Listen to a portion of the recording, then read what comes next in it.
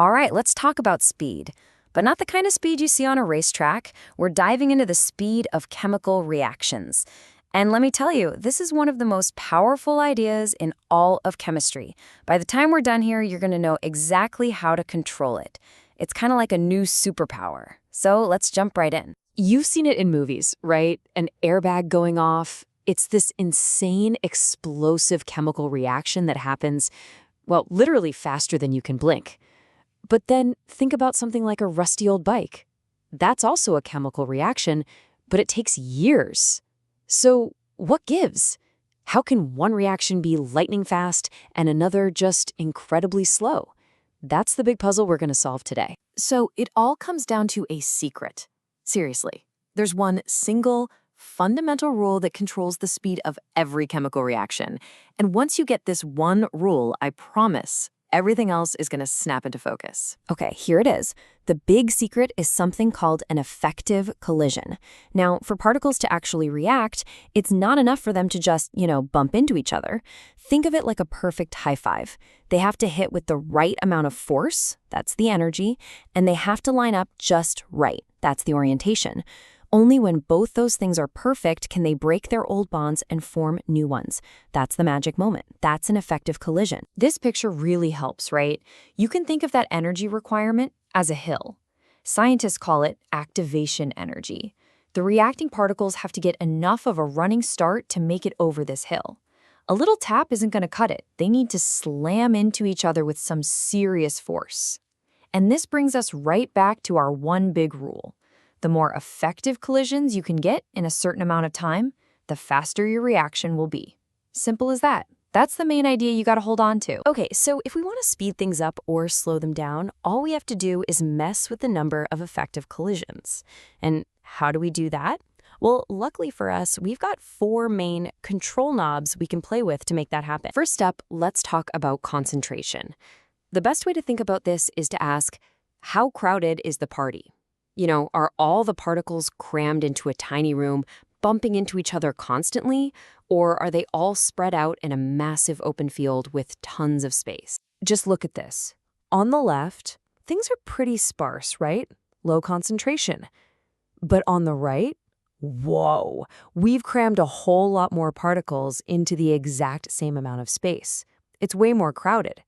So what do you think happens next? You got it. It's just simple math, really. The more crowded it is, the more often they're going to crash into each other. And more crashes means more chances for one of them to be an effective collision. So the reaction just goes faster. All right, our second knob is pressure. Now, this one is mainly for gases, and honestly, it's really just a different way of thinking about concentration.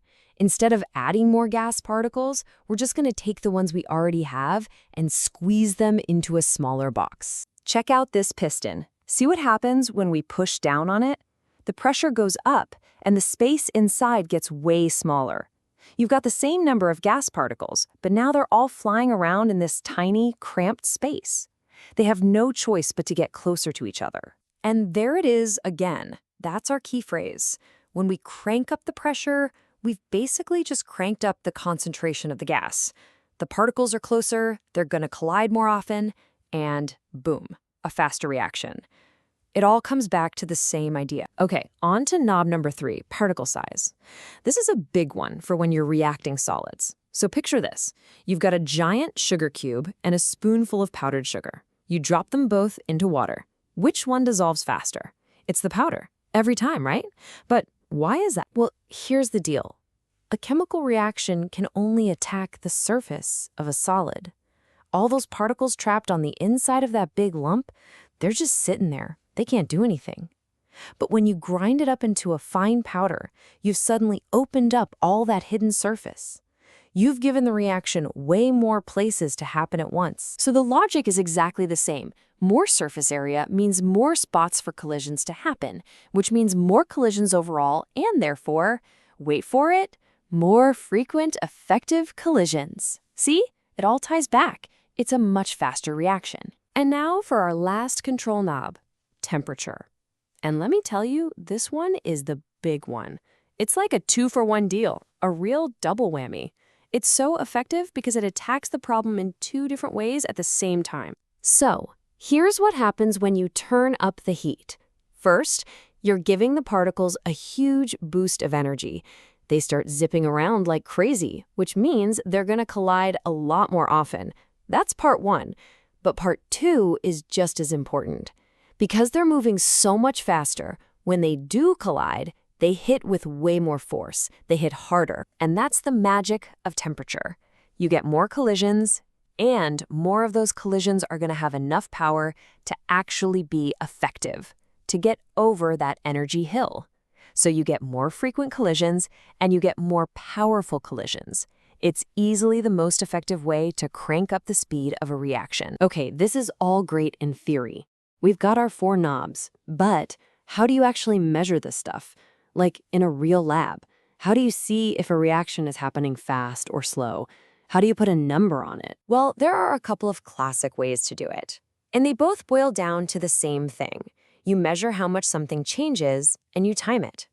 So on the left, if your reaction makes a gas, you can collect that gas in a syringe and watch how fast the volume goes up. On the right, if a gas is escaping, you can just put the whole experiment on a scale and watch how quickly the mass drops. Either way, you're just measuring a change against time. That gives you the rate. All right, so we've covered the 4 main control knobs, but there's one more trick. It's not really a knob. It's more like a cheat code, a chemical shortcut that changes the game entirely, and it's called a catalyst. This graph is perfect for explaining it. That red line is the normal reaction. It's like having to climb a huge mountain. That's a lot of energy. But a catalyst, which is the blue line, it doesn't get used up in the reaction, it just provides a totally new route. It's like it builds a tunnel straight through the mountain. The destination is the same, but the journey is so much easier. Because this new path has a much lower activation energy, way more of the collisions will be successful, and the reaction speeds up like crazy. All right, let's bring it all home. We've covered a lot, but now you hold the key. You've basically unlocked a new chemistry superpower, the ability to understand and control speed in the chemical world. So here's your mental model, the whole thing on one page. It all starts in the middle, reaction rate. What determines it?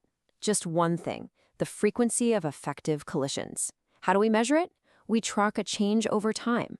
And how do we control it? We've got our 4 knobs: concentration, pressure, particle size, and temperature. And we've got our ultimate shortcut, the catalyst. That's it.